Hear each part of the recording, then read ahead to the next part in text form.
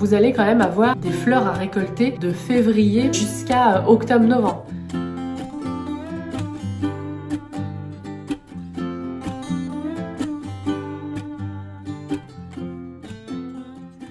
Bonjour à tous et bienvenue dans cette nouvelle vidéo. Aujourd'hui on va parler de comment récolter ses propres fleurs, que vous ayez un jardin ou non, que vous ayez un petit balcon ou non, simplement quelques rebords de fenêtres. Je pense que voilà, tous les conseils vous seront utiles, sachant qu'en plus la plupart des fleurs que je cultive chez moi se font sur mes rebords de fenêtres puisque mon balcon est nord-est et que je cultive des fleurs sur mon balcon au nord-est, pas de souci, mais j'en cultive aussi beaucoup à l'est. J'espère que ça vous plaira.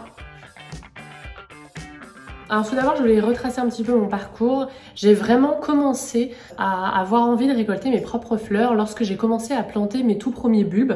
Ça date de mon ancien appartement avec mon ancien balcon au sud-ouest. Je plantais déjà des tulipes à l'automne qui poussaient au printemps. C'était une source de grande fierté déjà. Si vous le savez, que vous me suivez depuis longtemps, je ne viens d'une famille d'urbain. Donc vraiment faire pousser un jardin, ses propres fleurs, etc. Ça n'est pas quelque chose, on va dire, dans la culture familiale et dans la transmission familiale. Pas du tout. Donc source de grande fierté et source de grand bonheur de les voir s'ouvrir au printemps après s'être enracinés à l'automne puis avoir dormi en hiver. Donc les bulbes de tulipes, pour revenir, on va parler des bulbes dans cette vidéo mais pas que. Ce sont des bulbes qui ont besoin voilà, d'une période fraîche durant l'hiver et cette période de froid va permettre en fait de fleurir après. Du coup quand je suis arrivée sur ce balcon, que j'ai eu vraiment envie de beaucoup le fleurir parce qu'il donne sur mon séjour comme vous pouvez le voir, au nord-est, je me suis dit je vais retenter les bulbes de tulipes, même si mon orientation est vraiment différente. C'est parmi les premières fleurs que j'ai vraiment récoltées. Ça avait été vraiment là aussi un grand bonheur de les voir en vase chez moi. Alors à l'époque, et c'est un petit peu encore ce que je fais maintenant, mais je vais vous expliquer ce qui est bien à faire ou pas, ce qui est le mieux ou pas. Mais j'avais attendu que les tulipes se fatiguent un peu, j'avais vraiment envie de voir des fleurs sur mon balcon et quand elles commençaient à se fatiguer, au lieu de laisser le vent faire envoler les pétales, j'ai essayé de les rentrer à la maison et de les mettre en vase. Ça a été vraiment une révélation, je vous en ai parlé sur Instagram, etc. À cette époque-là, donc en 2021, on était encore entre plusieurs vagues. J'étais donc, comme c'est le cas maintenant, en congé parental. Je dormais très peu. Je dors pas beaucoup maintenant, mais à l'époque, je dormais vraiment très peu. Et ce genre de petit plaisir comme ça, vraiment m'a fait énormément de bien. Donc je l'ai partagé, vraiment, j'ai incité les gens à planter des bulbes de tulipes et aussi à les ramasser lorsqu'elles commencent un petit peu à fatiguer. C'est vraiment comme ça que ça a commencé.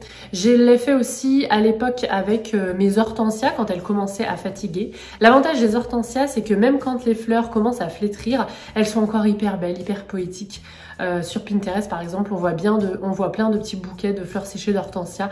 Elles restent belles, on peut les garder toute l'année si on a envie de les faire sécher. Voilà, ça reste hyper... ouais. Du coup, j'avais commencé à faire ça avec mes hortensias roses de l'an passé. J'ai bien fait parce que cette année, ils ont pas refleuri. J'avais coupé le bois trop tard.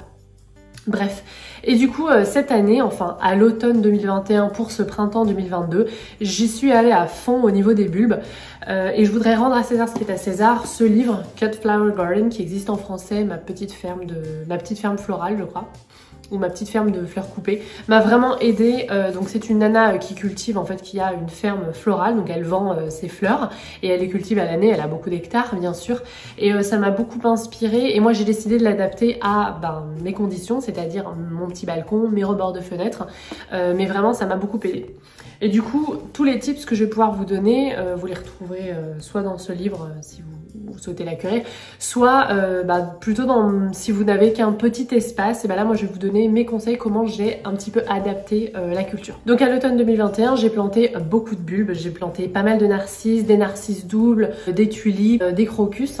Je vous ai filmé ça en vidéo à l'époque parce que comme j'ai assez peu de place sur balcon, j'ai fait une plantation un petit peu en lasagne, c'est-à-dire avec les plus gros bulbes au fond du pot, les moyens au milieu et les plus petits en haut. Et notamment j'ai aussi planté pas mal de bulbes en terre et j'ai recouvert de petites pensées pour avoir des jolies petites fleurs tout l'hiver parce que c'est vrai qu'avoir un pot avec juste la terre nue en attendant que les bulbes sortent et que les premières feuilles et tiges sortent, c'est un petit peu triste surtout quand on a très peu d'espace. Après si vous avez un jardin voilà, dédier un espace aux fleurs coupées pour vos bouquets. Mais si comme moi vous manquez de place, c'est vraiment une bonne astuce. Non seulement les petites pensées, elles ont des racines assez fines et les tulipes, les narcisses, etc. elles sortent sans problème à travers ça. J'ai même planté certaines tulipes, mes tulipes pastel, par-dessous un sedum rupestre Angelina qui est plutôt une plante assez épaisse, et ben elles sont toutes sorties aussi. Donc ça n'a posé aucun problème. Vraiment les tiges de tulipes sont extrêmement vigoureuses. Donc ça vous permet en fait d'adapter à votre petit espace. Donc ça va être mon premier tips pour planter des bulbes que vous avez envie de cueillir ensuite à votre petit espace. Comme je l'ai dit, comme j'ai assez peu de place sur le balcon, j'aime bien profiter des tulipes et des narcisses et seulement les cueillir une fois qu'elles sont en train de se fatiguer. Si vous avez un espace dédié aux fleurs coupées chez vous, coupez-les quand elles commencent à sortir, quand le bouton est pas trop ferme, un peu mou, et là vous allez pouvoir en profiter en vase encore plus longtemps. Pour les tulipes et les narcisses, vous savez quand on les coupe, il y a une sève qui d'ailleurs est toxique, donc il faut bien se laver les mains après. Mais en plus de ça, si vous faites un joli bouquet avec d'autres fleurs, je ne sais pas, d'autres fleurs que vous avez sur le balcon ou d'autres fleurs du marché, elles peuvent vraiment pourrir l'eau et tuer les autres fleurs. Donc ce que je vous conseille de faire, c'est de les couper, de les mettre en vase. Là, l'eau, voilà, la sève va se répandre dans l'eau. Au bout d'1 ou 2 heures, vous changez l'eau de toute façon et vous recoupez pas les tiges, puisque en fait sur la tige il y a comme une cicatrice qui s'est formée et vous pouvez les mettre en eau avec d'autres fleurs, puisque voilà la sève ne s'écoulera plus et ne pourrira plus l'eau du bouquet complet. Donc ça c'est une petite recommandation pour faire durer vos tulipes et vos narcisses.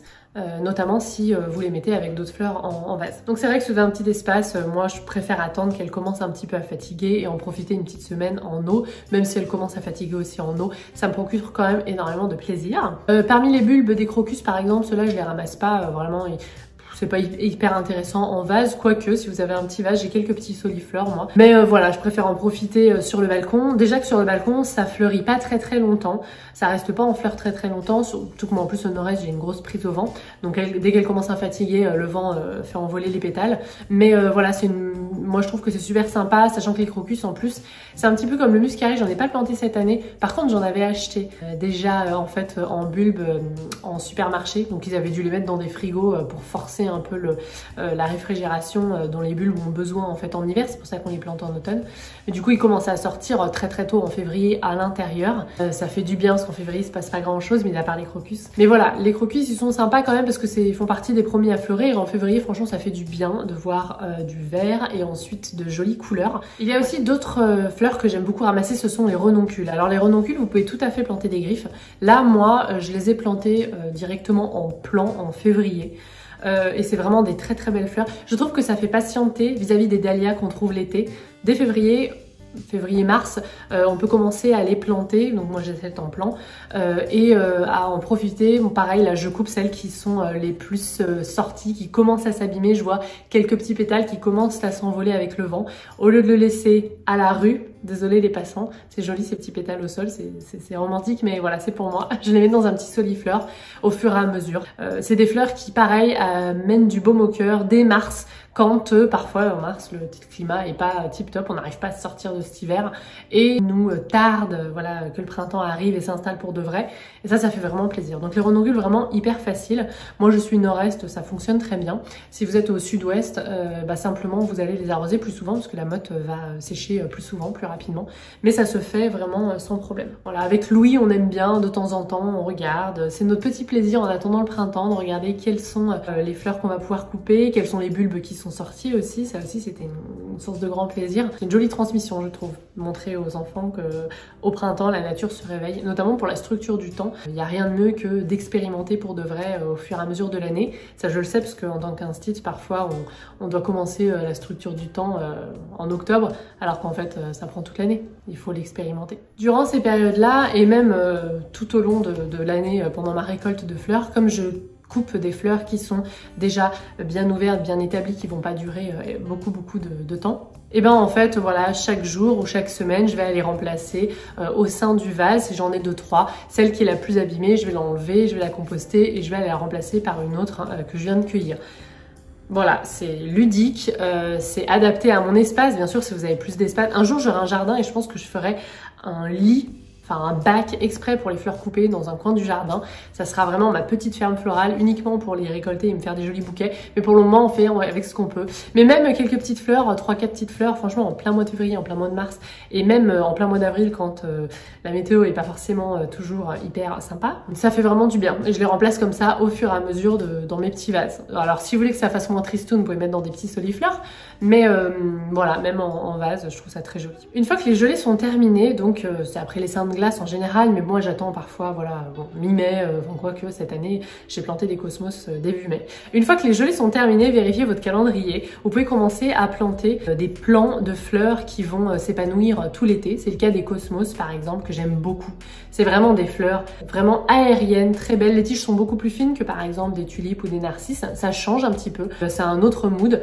Le feuillage est très très beau aussi et c'est une plante qui est hyper florifère. Plus vous coupez, plus vous allez avoir de boutons floraux et de fleurs. Donc ça, moi j'hésite pas à les ramasser assez rapidement. Alors elles durent pas énormément de temps en vase, quoique si vous changez l'eau souvent elles peuvent durer une bonne semaine. Mais faut pas hésiter parce que de toute façon ça va encourager la floraison. Souvent on me demande où est-ce que je coupe, et ben en fait je coupe juste au-dessus d'un bouton parce que je coupe pas toute une tige quand il y a des petits boutons, je fais attention.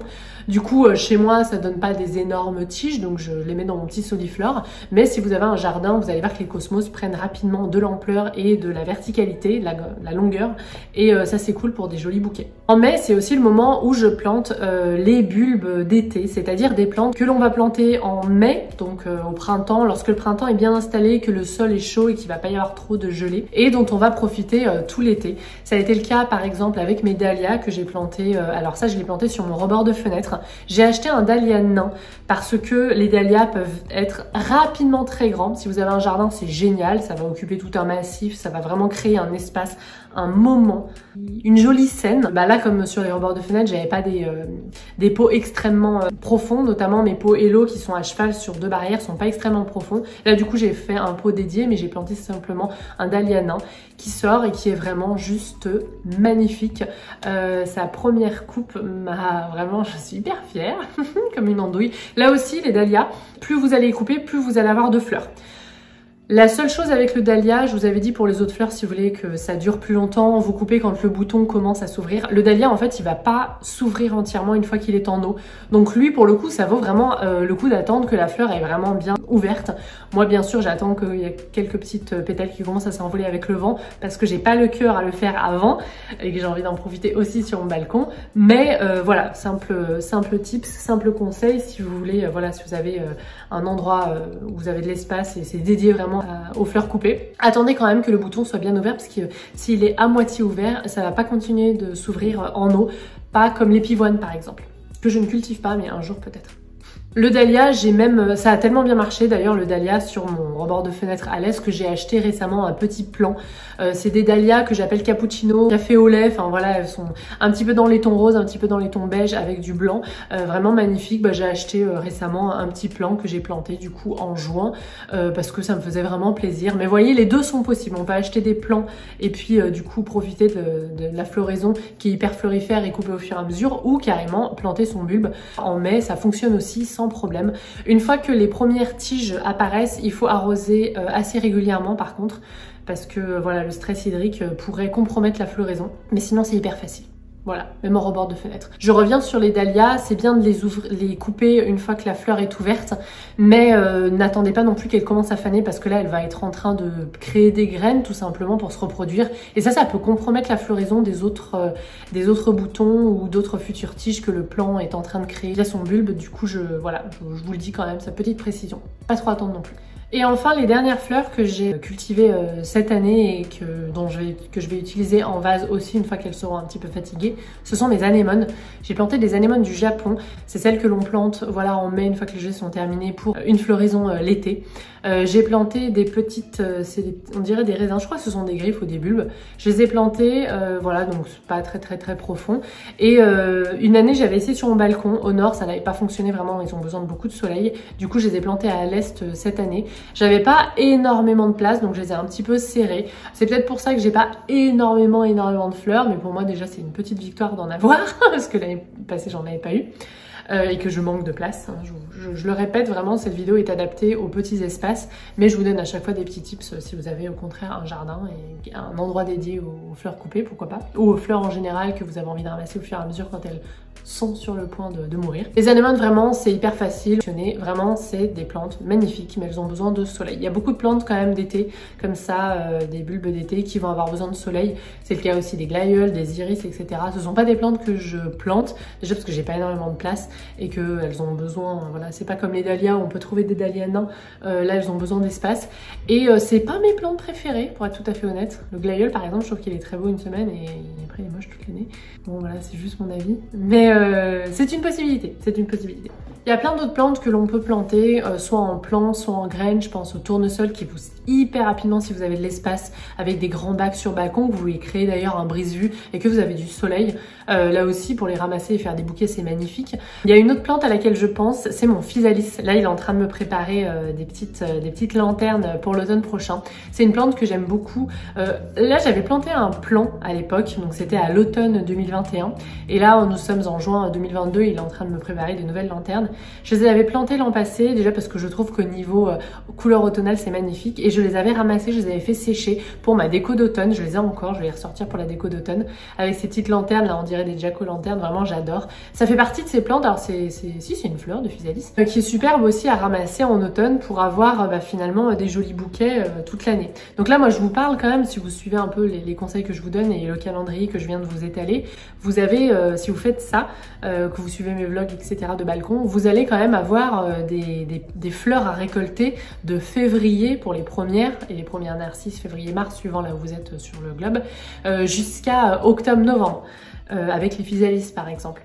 J'aime beaucoup aussi ramasser les hellebores et alors les pensées elles tiennent pas bien mais bon je vous ferai une vidéo sur fleurir son balcon toute l'année ou vos rebords de fenêtre toute l'année où là on parlera pas de vase ni de bouquet. Ouais, vous allez avoir quand même une récolte toute l'année si vous, enfin quasiment toute l'année sauf peut-être en novembre, décembre, janvier. Ça va?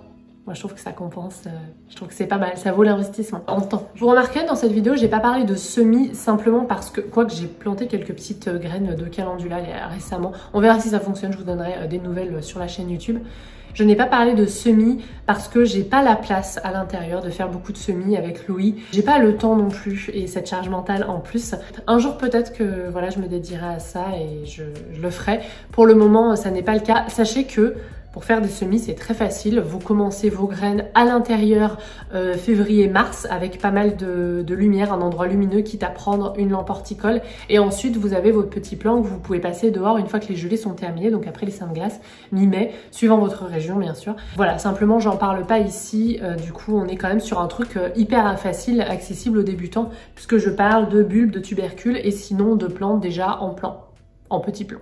Donc voilà, c'est tout pour ma vidéo. Si vous avez d'autres petits conseils, d'autres petits tips que je n'ai pas donné ici, ou simplement partager votre expérience, est-ce que vous aussi vous avez... J'ai des abonnés qui m'ont dit, tiens, depuis que tu as commencé à récolter tes tulipes l'an passé, donc c'était en 2021, des gens qui me suivent depuis quelques années, et ça y est, j'ai commencé à planter des bulbes juste pour les ramasser, une fois qu'elles fatiguent, pour les voir sortir. Je vous dis, c'est une source de grand bonheur. J'en avais aussi qui avaient des jardins, qui faisaient pousser des plantes, des fleurs, et qui pensaient pas les ramasser avant qu'elles se fatiguent, qui peut-être les laissaient se faner et récolter les graines, mais qui là prennent du plaisir à se faire des petits bouquets de temps en temps. C'est aussi l'occasion d'une balade dans le jardin, autre que pour entretenir les plantes, c'est aussi pour juste se faire plaisir à mettre un petit bouquet à la maison sur une table, je vous dis en plein mois de février ou mars, ça fait vraiment plaisir. Donnez-moi votre expérience et écoutez, j'espère que cette vidéo vous plaira. Ça fait un moment que je pense à la tourner, ça fait un moment que je récolte des images pour vous montrer un petit peu tout au long des saisons. J'espère qu'elle vous plaît, si c'est le cas, n'hésitez pas à mettre un petit pouce en l'air, ça aide beaucoup ma vidéo et mon travail et je vous dis à la prochaine.